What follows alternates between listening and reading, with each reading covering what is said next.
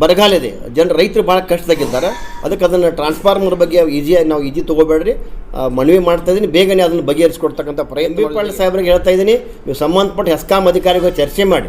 ಇದು ಜಿಲ್ಲೆಯಲ್ಲಿಯೂ ಅದ, ವಿಶೇಷವಾಗಿ ಬಬಲೇಶ್ವರದಲ್ಲಿ ಕೂಡ ಭಾಳ ಇದೆ, ಅದರ ಗಮನ ಹರಿಸಬೇಕು, ಅದನ್ನು ತಾವು ಬಗೆಹರಿಸಬೇಕಂತಿರ್ಬೋದು. ಜನಸಾಮಾನ್ಯರಿರ್ಬೋದು, ಬಡ ರೋಗಿಗಳಿರ್ಬೋದು.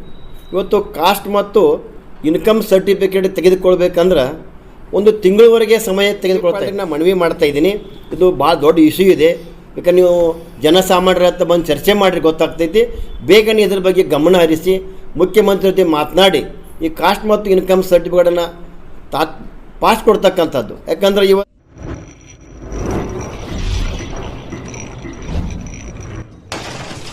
ಇವತ್ತಿನ ಪತ್ರಿಕಾಗೋಷ್ಠಿಯಲ್ಲಿ ಭಾಗಿಯಾದ ಭಾರತೀಯ ಜನತಾ ಪಕ್ಷದ ಮುಖಂಡರಾದಂಥ ಚಿದಾನಂದ ಚೆಲುವಾದಿಗೆ ನಮಸ್ಕರಿಸಿ, ಅದೇ ರೀತಿ ನಮ್ಮ ಜಿಲ್ಲೆಯ ಭಾರತೀಯ ಜನತಾ ಪಕ್ಷದ ಪ್ರಧಾನ ಕಾರ್ಯದರ್ಶಿ ಅಂತ ಈರಣ್ಣ ರೇವೂರಿಗೆ ನಮಸ್ಕರಿಸಿ, ಅದೇ ರೀತಿ ಎಲ್ಲ ಮಾಧ್ಯಮ ಮಿತ್ರರಿಗೂ ನಮಸ್ಕರಿಸಿ, ಇವತ್ತು ಪತ್ರಿಕಾಗೋಷ್ಠಿಯನ್ನು ಕರೆದ ಉದ್ದೇಶ,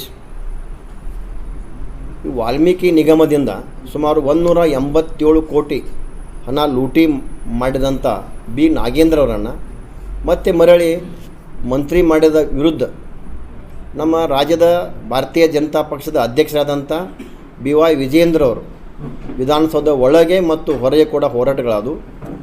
ಭಾರತೀಯ ಜನತಾ ಪಕ್ಷ ಇಡೀ ಎಲ್ಲ ಜಿಲ್ಲೆಗಳಲ್ಲೂ ಕೂಡ ಹೋರಾಟ ಹಮ್ಮಿಕೊಯ್ತು. ಆದರೆ ನೈತಿಕ ಹೊಣೆ ಹೊತ್ತು ಇವರು ರಾಜೀನಾಮೆ ಕೊಡ್ತಾರಂತಕ್ಕಂಥ ವಿಚಾರ ಇಟ್ಕೊಂಡು ನಾವು ತಿಳಿದಿದ್ದು. ಆದರೆ ಈ ಬಿ ನಾಗೇಂದ್ರ ಅವರು ರಾಜೀನಾಮೆ ಕೊಡದ ಹಿನ್ನೆಲೆಯಲ್ಲಿ ಮತ್ತು ನಮ್ಮ ರಾಜ್ಯದ ಅಧ್ಯಕ್ಷ ಅಂತ BY ವಿಜಯೇಂದ್ರ ನೇತೃತ್ವದಲ್ಲಿ ಸೆಪ್ಟೆಂಬರ್ 1ರಿಂದ ರಾಯಚೂರು ಜಿಲ್ಲೆಯ ಗುರುಗುಂಟಾದಿಂದ ಬಳ್ಳಾರಿವರೆಗೆ ಸುಮಾರು 170 ಕಿಲೋಮೀಟರ್ 10 ದಿನಗಳ ಕಾಲ ಬೃಹತ್ ಪಾದಯಾತ್ರೆ ಹಮ್ಮಿಕೊಂಡಿದ್ದಾರೆ. ನಾವು ಕೂಡ ಭಾರತೀಯ ಜನತಾ ಪಕ್ಷ ಬಿಜಾಪುರ ಜಿಲ್ಲೆಯಿಂದ ಸುಮಾರು 500 ಕಾರ್ಯಕರ್ತರು ನಾವು ಅಲ್ಲಿ ಪಾದಯಾತ್ರೆಯಲ್ಲಿ ಭಾಗವಹಿಸ್ತಾ ಇದ್ದೀವಿ ಅಂತಕ್ಕಂಥ ಒಂದು ಸಂದೇಶವನ್ನು ಈ ರಾಜ್ಯಕ್ಕೆ ಎಚ್ಚರಿಕೆಯನ್ನು ಕೊಡುವ ಮೂಲಕ ನಾವು ಅದನ್ನು ಮಾಡ್ತಾಯಿದ್ದೀವಿ. ನಮ್ಮ ಭಾರತೀಯ ಜನತಾ ಪಕ್ಷ ದೇಶ ಮೊದಲು ಎಂದು ನಂಬಿರ್ತಕ್ಕಂಥ ಪಕ್ಷ. ದೇಶದ ಭದ್ರತೆ, ಘನತೆ, ಜನರ ಸಾಮಾನ್ಯ ಹಿತದೃಷ್ಟಿಯಿಂದ ನೈತಿಕ ಹೊಣೆಗಾರಿಕೆ ಹೊತ್ತು ಕೇಂದ್ರ ಸಚಿವರಾದ ಧರ್ಮೇಂದ್ರ ಪ್ರಧಾನರು ರಾಜೀನಾಮೆ ನೀಡಿದರು. ಈ ಹಿಂದೆ LK ಅಡ್ವಾಣಿಯವರು ಕೂಡ ಕೇವಲ ಆರೋಪ ಬಂದಾಗ ತಮ್ಮ ಅಧಿಕಾರವನ್ನೇ ತೋರಿಸಿದ್ದು ಇದು ಭಾರತೀಯ ಜನತಾ ಪಕ್ಷದಲ್ಲಿ ಸಾಕಷ್ಟು ಉದಾಹರಣೆಗಳನ್ನು ನಾವು ಕಾಣ್ಬೋದು. ಕಾಂಗ್ರೆಸ್ ಸರ್ಕಾರಕ್ಕೆ ಕನಿಷ್ಠ ನೈತಿಕತೆಯೂ ಇಲ್ಲ. ವಾಲ್ಮೀಕಿ ನಿಗಮದಲ್ಲಿ ಲೂಟಿ ಹೊಡೆದ ಕಾರಣ ಇವತ್ತು ಅಲ್ಲಿ ಒಬ್ಬ ಸರ್ಕಾರಿ ಅಧಿಕಾರಿ ಚಂದ್ರಶೇಖರ್ ಅವರು ಆತ್ಮಹತ್ಯೆ ಮಾಡಿಕೊಂಡ್ರು. ಇನ್ನೊಬ್ಬ ಸರ್ಕಾರಿ ಅಧಿಕಾರಿಯ ಆತ್ಮಹತ್ಯೆಗೆ ಬೆಲೆ ಇಲ್ವಾ ಅಂತಕ್ಕಂಥದ್ದು. ಇಂಥ ಒಂದು ಮೊಂಡತನದಿಂದ ಈ ಬಿ ನಾಗೇಂದ್ರ ವರ್ತನೆಗೆ ನಿಜವಾಗಿ ಕೂಡ ಅವರ ಸರ್ಕಾರ ನಿರ್ಲಕ್ಷ್ಯತೆಯನ್ನು ಎತ್ತು ತೋರಿಸ್ತಾ ಇದೆ. ಕಾಂಗ್ರೆಸ್ ಪಕ್ಷ ಮೊದಲಿನಿಂದಲೂ ಅದು ನಾವು ಯಾವ ರೀತಿ ಭಾರತೀಯ ಜನತಾ ಪಕ್ಷ ಮೊದಲು ದೇಶ, ನಂತರ ಪಕ್ಷ, ನಂತರ ವ್ಯಕ್ತಿ ಅಂತಕ್ಕಂಥದ್ದು. ಆದರೆ ಕಾಂಗ್ರೆಸ್ದ ಹಿಸ್ಟ್ರಿ ತೆಗೆದು ನೋಡಿದಾಗ ಅವರು ಮೊದಲು ವ್ಯಕ್ತಿ, ನಂತರ ಪಕ್ಷ, ನಂತರ ದೇಶ ಅಂತಕ್ಕಂಥ ಸಂಸ್ಕೃತಿಯಲ್ಲಿ ಅವ್ರು ಬಂದವರು. ಯಾಕಂದರೆ ನೀವು ಹಳ್ಳಿಯಿಂದ ದಿಲ್ಲಿವರೆಗೆ ಇವತ್ತು ನೋಡಿದಾಗ ಅಲ್ಲಿ ಕಾಂಗ್ರೆಸ್ ಇವತ್ತು ಜೀರೋ ಆಗ್ಯದ. ಎಲ್ಲಿ ದೇಶದಲ್ಲಿ ಕಾಂಗ್ರೆಸ್ ಇಲ್ಲದಂಥ ವಾತಾವರಣ ಕ್ರಿಯೇಟ್ ಆಗ್ಯದ. ಕಾರಣ ಇಷ್ಟೇ, ಅಲ್ಲಿ ವ್ಯಕ್ತಿಗಳೇ ಬಲಾಢ್ಯರಾಗ್ಯಾರ. ಆದ್ದರಿಂದ ಅಲ್ಲಿ ದೇಶದ ಬಗ್ಗೆ ಅವ್ರಿಗೆ ಗಮನನೇ ಇಲ್ಲ. ಆದ್ದರಿಂದಲೇ ಇವತ್ತು ಅವರ ಕಾಂಗ್ರೆಸ್ ಅಧಿಕಾರ ಆಡಳಿತದಲ್ಲಿ ಒಂದು ಅಮೇರಿಕಕ್ಕೆ ನಮ್ಮ ದೇಶದ ಪ್ರಧಾನಮಂತ್ರಿ ಹೋಗ್ತಾರೆ ಅಂದ್ರೆ ಇವತ್ತು ಅವರು ಬೇಡ ಅಂತಕ್ಕಂಥ ವಾತಾವರಣ ಸೃಷ್ಟಿಯಾದಂಥ ಉದಾಹರಣೆಗಳಿದಾವೆ.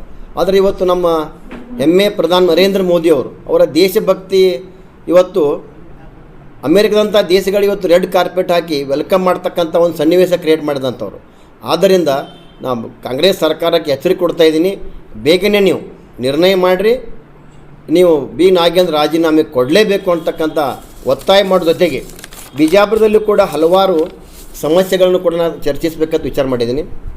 ಯಾಕಂದ್ರೆ ಬಿಜಾಪುರದಲ್ಲೂ ಕೂಡ ನಾವು ಭಾಳಷ್ಟು ಸಮಸ್ಯೆಯನ್ನು ನೋಡ್ತಾ ಇದ್ದೀವಿ. ಅದರ ಮುಖ್ಯವಾದದ್ದು ಇವತ್ತು ನನಗೆ ದೃಷ್ಟಿಯೊಳಗೆ ಗಮನಕ್ಕೆ ಬಂದದ್ದು ಅಂದ್ರೆ ಇವತ್ತು ವಿದ್ಯಾರ್ಥಿಗಳಿರ್ಬೋದು, ಜನಸಾಮಾನ್ಯರಿರ್ಬೋದು, ಬಡ ರೋಗಿಗಳಿರ್ಬೋದು, ಇವತ್ತು ಕಾಸ್ಟ್ ಮತ್ತು ಇನ್ಕಮ್ ಸರ್ಟಿಫಿಕೇಟ್ ತೆಗೆದುಕೊಳ್ಬೇಕಂದ್ರೆ ಒಂದು ತಿಂಗಳವರೆಗೆ ಸಮಯ ತೆಗೆದುಕೊಳ್ತಾ ಇದ್ದಾರೆ. ಅದು ಪಿಪೋ ಅಂತಕ್ಕಂಥದ್ದು, ಫಸ್ಟ್ ಇನ್ ಫಸ್ಟ್ ಔಟ್ ಅಂತಕ್ಕಂಥ ಒಂದು ಈ ಕಾಂಗ್ರೆಸ್ ಸರ್ಕಾರ ಒಂದು ವ್ಯವಸ್ಥೆ ಅಂತಂದು ಇವತ್ತು ಆ ವಿದ್ಯಾರ್ಥಿಗಳಿಗೆ, ರೈತರಿಗೆ, ಪ್ರತಿಯೊಬ್ಬರಿಗೂ ಕೂಡ ಅದರಿಂದ ತೊಂದರೆ ಆಗ್ತಾಯಿದೆ. ಇವತ್ತು ಬಡ ರೋಗಿಗಳು ಸರ್ಕಾರಿ ಆಸ್ಪತ್ರೆ ಏನಾರೇ ಸವಲತ್ತು ತೆಗೆದುಕೊಳ್ಬೇಕಂದ್ರೆ ಇನ್ಕಮ್ ಮತ್ತು ಈ ಸರ್ಟಿಫಿಕೇಟ್ ಸಿಗದೇ ಹೋದಾಗ ವಂಚಿತನಾಗಿ ಭಾಳಷ್ಟು ಸಫರ್ ಆಗ್ತಕ್ಕಂಥ ವಾತಾವರಣ ಇದೆ. ಇದನ್ನು ನಾನು ಹೋಗಿ ಚರ್ಚೆನೂ ಕೂಡ ಇಲಾಖೆಗೆ ಹೋಗಿ ನಾನು ಭಾಳಷ್ಟು ಕಡೆ ಚರ್ಚೆ ಮಾಡಿದ್ದೀನಿ. ಈ ರೀತಿ ಜನಸಾಮಾನ್ಯರಿಗೆ ಬಿಜಾಪುರ ಜಿಲ್ಲೆ ಅನ್ಯಾಯ ಆಗ್ತಾಯಿದೆ, ಸರಿಪಡಿಸ್ರಿ ಅಂದಾಗ ನಾನು ಮೊನ್ನೆ ಹೋಗಿ ನಾನು ಚರ್ಚೆ ಮಾಡಿದ್ದಿಲ್ಲ. ಈಗ ಹೊಸ ವ್ಯವಸ್ಥೆಯನ್ನು ಮಾಡಿದೆವು, ನೀವು ADC ಜಿಲ್ಲಾಧಿಕಾರಿ ಕಚೇರಿಗೆ ಬಂದು ADC ಅವ್ರ ಮುಖಾಂತರ ಈ ರೀತಿ ನೀವು ವ್ಯವಸ್ಥೆ ಮಾಡಿಕೊಂಡ್ರೆ ನಿಮಗೆ ಫಾಸ್ಟಾಗಿ ಕೊಡ್ತೀವಿ ಅಂತಕ್ಕಂಥ ಒಂದು ವ್ಯವಸ್ಥೆ ಹೇಳ್ತಾರೆ. ಇದು ಜನಸಾಮಾನ್ಯರಿಗೆ, ಬಡವರಿಗೆ, ನಿರ್ಗತಿಕರಿಗೆ ಆ ಜಿಲ್ಲಾಧಿಕಾರಿ ಕಚೇರಿಗೆ ಬಂದು ಕೆಲಸ ಮಾಡ್ತಕ್ಕದ್ದು ಆಕೈತೇನ್ರಿ? ಇದು ಬಲಾಢ್ಯರು ಬಂದು ಮಾಡ್ಕೋಬೋದು, ಆದರೆ ಇವತ್ತು ಸಾಮಾನ್ಯ ಜನ ಇದನ್ನು ಪಡೆದುಕೊಳ್ಳೋಕೆ ಆಗದಾರಂಥ ಒಂದು ಹೀನಾಯ ಪರಿಸ್ಥಿತಿ ಒಳಗೆ ಅದಾರ. ಆದ್ದರಿಂದ ನಾ ಭಾರತೀಯ ಜನತಾ ಪಕ್ಷ ವಿಜಯಪುರ ಜಿಲ್ಲೆಯಿಂದ ಇವತ್ತು ನಾ ಜಿಲ್ಲಾ ಆಡಳಿತಕ್ಕೂ ನಾನು ಇವತ್ತು ಎಚ್ಚರಿಕೆ ಕೊಡ್ತಾಯಿದ್ದೀನಿ. ಬೇಗನೆ ಸರ್ಕಾರದ ಗಮನಕ್ಕೆ ತಂದು ಈ ವಿಲೇವಾರಿ ಕಾಸ್ಟ್ ಮತ್ತು ಇನ್ಕಮ್ ಬೇಗನೆ ಕೊಡ್ತಕ್ಕಂಥ ವ್ಯವಸ್ಥೆ ಮಾಡೋದು ಹೋದರೆ ದೊಡ್ಡ ಹೋರಾಟ ಮಾಡಬೇಕಾಗೈತೆ. ಯಾಕಂದ್ರೆ ನನ್ನ ಪತ್ರಿಕಾಗೋಷ್ಠಿ ಇದು ಮುಖ್ಯಮಂತ್ರಿಗೆ ಮುಟ್ಟೋದು ಅಷ್ಟು ಡಿಫಿಕಲ್ಟೇ ಅನ್ನಿಸ್ತಾ ಇತ್ತು ನನಗೆ. ಯಾಕೆ ಈಗ ನಾ ಯಾರಿಗೆ ಹೇಳಬೇಕು? ತಮ್ಮ ಸಹಾಯದಿಂದ, ಮಾಧ್ಯಮದ ಸಹಾಯದಿಂದ ನಾವು ಉಸ್ತುವಾರಿ ಮಂದಿಗೆ ಒಂದು MB ಪಾಲ್ರಿಗೆ ಹೇಳಬೇಕು. MB ಪಾಲ್ರಿಗೆ ನಾನು ಮನವಿ ಮಾಡ್ತಾಯಿದ್ದೀನಿ. ಇದು ಭಾಳ ದೊಡ್ಡ ಇಶ್ಯೂ ಇದೆ. ಯಾಕಂದ್ರೆ ನೀವು ಜನಸಾಮಾನ್ಯರ ಹತ್ರ ಬಂದು ಚರ್ಚೆ ಮಾಡಿರಿ ಗೊತ್ತಾಗ್ತೈತಿ. ಬೇಗನೆ ಇದ್ರ ಬಗ್ಗೆ ಗಮನ ಹರಿಸಿ ಮುಖ್ಯಮಂತ್ರಿ ಜೊತೆ ಮಾತನಾಡಿ ಈ ಕಾಸ್ಟ್ ಮತ್ತು ಇನ್ಕಮ್ ಸರ್ಟಿಫಿಕೇಟನ್ನು ಪಾಸ್ ಕೊಡ್ತಕ್ಕಂಥದ್ದು. ಯಾಕಂದ್ರೆ ಇವತ್ತು ಆನ್ಲೈನ್ ಯುಗ ಅದ, ಒಂದು ತಾಸನ್ಯಾಗ ಕೊಡಬೇಕಾದಂಥ ವ್ಯವಸ್ಥೆ ಒಂದು ತಿಂಗಳವರೆಗೆ ನೀವು ಒಯ್ತಾ ಇದ್ದೀರಿ ಅಂದ್ರೆ ಇದು ನಾಚಿಕೆಗೇಡಿ ಅಂತಕ್ಕಂಥ ಒಂದು ವ್ಯವಸ್ಥೆ ಆಗ್ತೈತಿ. ಅದಕ್ಕೆ ನಾ MB ಪಾಲ್ರಿಗೆ ನಾ ಇದನ್ನು ತಮ್ಮ ಮೂಲಕ ಮನವಿ ಮಾಡ್ತಾಯಿದ್ದೀನಿ. ಜೊತೆಗೆ ನಾ ಕಳೆದ ಸ್ವಲ್ಪ ದಿನಗಳ ಹಿಂದೆ ಕೂಡ ಒಂದು ಟ್ರಾನ್ಸ್ಫಾರ್ಮರ್ ಸುಟ್ಟಾಗ ರೈತ ಅನುಭವಿಸ್ತಕ್ಕಂಥ ಕಷ್ಟನೂ ಕೂಡ ಅಂತ ಹೇಳಿದ್ದೆ. ನಾ MB ಪಾಲ್ ಸಾಹೇಬ್ರಿಗೆ ಹೇಳಿದ್ದೆ. ವಿಶೇಷವಾಗಿ ಬಬಲೇಶ್ವರ ಮತ್ತು ಕ್ಷೇತ್ರದ ರೈತರಿಗೆ ಇವತ್ತು ಅಲ್ಲಿ ನನಗೆ ಸಾಕಷ್ಟು ರೈತರು ಫೋನ್ ಹಚ್ತಾ ಇದ್ದಾರೆ, ಹೇಳ್ತಾ ಇದ್ದಾರೆ ಆ ಟ್ರಾನ್ಸ್ಫಾರ್ಮರ್ ಸುಟ್ರೆ ಸರಿಯಾದ ಸಮಯಕ್ಕೆ ಸಿಗೋದಿಲ್ಲ. ಮತ್ತು ಟ್ರಾನ್ಸ್ಫಾರ್ಮರ್ ಸುಟ್ಟಾಗ ಇಲಾಖೆಯವ್ರಿಗೆ ಆ ಟ್ರಾನ್ಸ್ಫಾರ್ಮರ್ ತೆಗೆದುಕೊಂಡು ಹೋಗಬೇಕು, ಅದನ್ನು ರಿಪೇರಿ ಮಾಡಿ ಕೊಡಬೇಕಾದದ್ದು ಜವಾಬ್ದಾರಿ. ಆದರೆ ಇವತ್ತು ಎಷ್ಟು ನೋವಿನ ಸಂಗತಿ ಅಂದ್ರೆ ಅಧಿಕಾರಿಗಳು ಅದರ ಟ್ರಾನ್ಸ್ಪೋರ್ಟ್ ವಸೂಲಿ ಮಾಡ್ತಕ್ಕಂಥ ಆರೋಪಗಳು ಕೂಡ ನನಗೆ ಗಮನಕ್ಕೆ ತರ್ತಾ ಇದ್ದಾರೆ ರೈತರು. ಆದ್ದರಿಂದ ಅದರ ಕಡೆ ತಾವು ಗಮನ ಹರಿಸಬೇಕು. ಮತ್ತು ಟ್ರಾನ್ಸ್ಫಾರ್ಮರ್ ಸುಟ್ಟಾಗ ಒಂದು ಅದೇನದ ಗುತ್ತಿಗೆದಾರರಿಗೆ ಅದು ಮಿನಿಮಮ್ ಗ್ಯಾರಂಟಿ ಪೀರಿಯಡ್ನಾಗ 7% ಸುಡುವಂಥ ಐತು ಎವರೇಜ್. ಆದರೆ ಇವತ್ತು ನಾನು ಅಧಿಕಾರಿಗಳೊಳಗೆ ಚರ್ಚೆ ಮಾಡಿದಾಗ 15% ರೆಕಾರ್ಡ್ ಆಗಿದಾವಲ್ಲಿ. ಅಂದ್ರೆ 15% ಸುಡ್ತಾ ಬಂದರೆ ಯಾಕೆ ಸುಡ್ತಾ ಇದ್ದಾವೆ? ಅಥವಾ ಅಲ್ಲಿ ಆ ಗುತ್ತಿಗೆದಾರ ಸರಿಯಾದ ವೈಂಡಿಂಗ್ ವೈರನ್ನು ಬಳಕೆ ಮಾಡ್ತಾನೆ ಇಲ್ಲೋ, ಅಥವಾ ಅದಕ್ಕೆ ಉತ್ತಮ ಗುಣಮಟ್ಟದ ಕ್ವಾಲಿಟಿ ಆಯಿಲ್ ಹಾಕ್ತಾನಿಲ್ಲೋ ಅಂತಕ್ಕಂಥದ್ದು, ಅಥವಾ ಅದು ಪರಿಪೂರ್ಣ ಅದು ಒಂದು ಕಾಯಿಲ್ ಸುಟ್ಟಾಗ ಅದನ್ನು ಒಂದೇ ಕಾಯಿಲನ್ನು ಟೆಂಪರರಿ ಮಾಡಿ ಕೊಟ್ಟು ಈ ರೀತಿ ಹಿಂಸೆ ಆಗ್ತದೆ ಅಂತಕ್ಕಂಥದ್ದನ್ನು ನಾನು MB ಪಾಲ್ ಸಾಹೇಬ್ರಿಗೆ ಹೇಳ್ತಾ ಇದ್ದೀನಿ. ನೀವು ಸಂಬಂಧಪಟ್ಟ ಹೆಸ್ಕಾಂ ಅಧಿಕಾರಿಗಳು ಚರ್ಚೆ ಮಾಡಿ. ಇದು ಜಿಲ್ಲೆಯಲ್ಲಿಯೂ ಅದ, ವಿಶೇಷವಾಗಿ ಬಬಲೇಶ್ವರದಲ್ಲಿ ಕೂಡ ಭಾಳ ಇದೆ. ಅದರ ಗಮನ ಹರಿಸಬೇಕು, ಅದನ್ನು ತಾವು ಬಗೆಹರಿಸ್ಬೇಕಂತಕ್ಕಂಥದ್ದು. ಮತ್ತು ಇನ್ನೊಂದು ವಿಷಯ, ಈಗ ಬರಗಾಲ ಇದೆ, ರೈತರು ಭಾಳ ಕಷ್ಟದಾಗಿದ್ದಾರೆ. ಅದಕ್ಕೆ ಅದನ್ನು ಟ್ರಾನ್ಸ್ಫಾರ್ಮರ್ ಬಗ್ಗೆ ನಾವು ಈಜಿ ತೊಗೋಬೇಡ್ರಿ, ಮನವಿ ಮಾಡ್ತಾಯಿದ್ದೀನಿ. ಬೇಗನೆ ಅದನ್ನು ಬಗೆಹರಿಸ್ಕೊಡ್ತಕ್ಕಂಥ ಪ್ರಯತ್ನ ಮಾಡೋ ಜೊತೆಗೆ ಈಗ ನನಗೆ ಭಾಳಷ್ಟು ಇಲ್ಲಿ ಬಬಲೇಶ್ವರ ಜನ, ಯಾಕೆ ನಾನು ಬಬಲೇಶ್ವರ ಮತಕ್ಷೇತ್ರ ಆಗಿರೋದ್ರಿಂದ ಬಬಲೇಶ್ವರದ ಭಾಳಷ್ಟು ರೈತರು ನನಗೆ ಭೇಟಿ ಆಗ್ತಾರೆ. ಭೇಟಿ ಆಗಿಲ್ಲ, ನಮಗೆ ಸಬ್ ರಿಜಿಸ್ಟರ್ ಆಫೀಸನ್ನು ಬಬಲೇಶ್ವರದಲ್ಲಿ ಮಾಡಿಕೊಡಿ ಅಂತಕ್ಕಂಥದ್ದು. ತಿಕೋಟದಲ್ಲಿ ಆಗಿದೆ, ಅದ್ರ ಜೊತೆ ಬಬಲೇಶ್ವರದಲ್ಲಿ ಕೊಡ್ರಿ ಅಂತಕ್ಕಂಥದ್ದು ಬಬಲೇಶ್ವರ ಜನರ ಪರವಾಗಿ ತಮಗೆ ನಾನು ಮನವಿ ಮಾಡ್ಕೋತೀನಿ ಅಂತಕ್ಕಂಥದ್ದು. ಇವತ್ತು ಇನ್ನೊಂದು ವಿಷಯ ನಾನು ಗಮನಕ್ಕೆ ಬಂತು. ನಿನ್ನೆ ನಗರದಲ್ಲಿ ಹೊಸ ಮನೆಗಳ ವಾಸ್ತುಶಾಂತಿಗೆ ಹೋದಂಥ ಸಂದರ್ಭದಲ್ಲಿ ಭಾಳಷ್ಟು ರೇಷನ್ ಅಂಗಡಿಗಳ ಕಣ್ಣಿಗೆ ಬಂದು ನನಗೆ. ಆ ರೇಷನ್ ಅಂಗಡಿಗಳಲ್ಲಿ ಭಾಳಷ್ಟು ಕ್ಯೂನಲ್ಲಿ ನಿಂತು ಆ ಜನಸಾಮಾನ್ಯರು ಆ ರೇಷನ್ನ ಪಡೆದುಕೊಂಡು ನೋಡಿದ್ರೆ ಅದು ಕೂಡ ನನಗೆ ಮನಸ್ಸಿಗೆ ನೋವಾಗ್ಯದ. ಯಾಕಂದರೆ ಕೇಂದ್ರ ಸರ್ಕಾರ ಸಾಕಷ್ಟು ತಮಗೆ ರೇಷನ್ ಕೊಡ್ತಾ ಇದೆ, ಕೊಟ್ಟಾಗ ಕೂಡ ಅದನ್ನು ಸರಿಯಾಗಿ ಸರಬರಾಜು ಮಾಡ್ತಕ್ಕಂಥ ವ್ಯವಸ್ಥೆಯೂ ಕೂಡ ನಾನು ಗಮನಕ್ಕೆ ತರ್ತಾ ಇದ್ದೀನಿ. ಜೊತೆಗೆ ಈ ಎಲ್ಲ ಜೊತೆಗೆ ಇನ್ನೊಂದು ಸಂತೋಷ ವಿಷಯ ಕೂಡ ಹೇಳೋಕ್ಕೆ ಇಚ್ಛೆ ಪಡ್ತೀನಿ. ಯಾಕಂದ್ರೆ ಸರ್ಕಾರ ಬಂದು 3 ವರ್ಷದಲ್ಲಿ ನಿರ್ಧಾರಗಳು ಬರೀ ತಪ್ಪು ನಿರ್ಧಾರದಿಂದ ಜನಸಾಮಾನ್ಯ ಮೇಲೆ ಭಾಳ ಹೊರೆ ಆಗ್ತಾಯಿದೆ. ಒಂದು ಉದಾಹರಣೆ ನೋಡಿದ್ರೆ ಇವತ್ತು ಬಡವರಿಗಾಗಿ ವಯಸ್ಸಾದಂಥವ್ರಿಗೆ ವೃದ್ಧಾಪ್ಯ ವೇತನ ಇರ್ಬೋದು, ಇವತ್ತು ವಿಧವಾ ವೇತನ ಇರ್ಬೋದು, ಅಂಗವಿಕಲರ ವೇತನ ಇರ್ಬೋದು, ಮನಸ್ವಿನಿ ಇರ್ಬೋದು, ಮೈತ್ರಿ ಇರ್ಬೋದು, ರೈತರ ಆತ್ಮ ಮಾಡಿಕೊಂಡಂಥ ಹೆಂಡತಿಯರಿಗೆ ಪಿಂಚಣಿ ಕೊಡ್ತಕ್ಕಂಥ ಇರ್ಬೋದು, ಹಸಿರು ದಾಳಿಗೆ ಒಳಗಾದಂಥವ್ರಿಗೆ ಪಿಂಚಣಿ ಕೊಡ್ತಕ್ಕಂಥ ಇರ್ಬೋದು.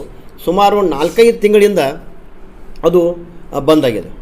ಕಾರಣ ಇಷ್ಟೇ, ಸರ್ಕಾರ ಆದೇಶ ಮಾಡ್ತೀವಿ 32,000ಕ್ಕಿಂತಲೂ ಆದಾಯ ಕಡಿಮೆ ಇದ್ದರೆ ಮಾತ್ರ ಇದನ್ನು ಕನ್ಸಿಡರ್ ಮಾಡಿರಿ ಅಂದಾಗ ಸುಮಾರು ಬಿಜಾಪುರ ಜಿಲ್ಲೆಯಲ್ಲಿ 3,46,000 ಫಲಾನುಭವಿಗಳದಾರ.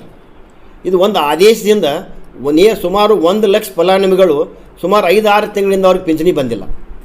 ಯಾಕಂದರೆ ನಾವು ಮೊನ್ನೆ ಬಿ ನಾಗೇಂದ್ರ ರಾಜೀನಾಮೆ ಕೊಡಬೇಕು ಅಂತಕ್ಕಂಥ ಒತ್ತಾಯದ ಹೋರಾಟವನ್ನು ಮಾಡುವ ಸಂದರ್ಭದೊಳಗೆ ಭಾಳಷ್ಟು ವೃದ್ಧರು ನಮ್ಮ ಅಲ್ಲಿ ವೇದಿಕೆಗೆ ಬಂದು ಸಾಕಷ್ಟು ಮನವಿ ಕೊಟ್ಟರು.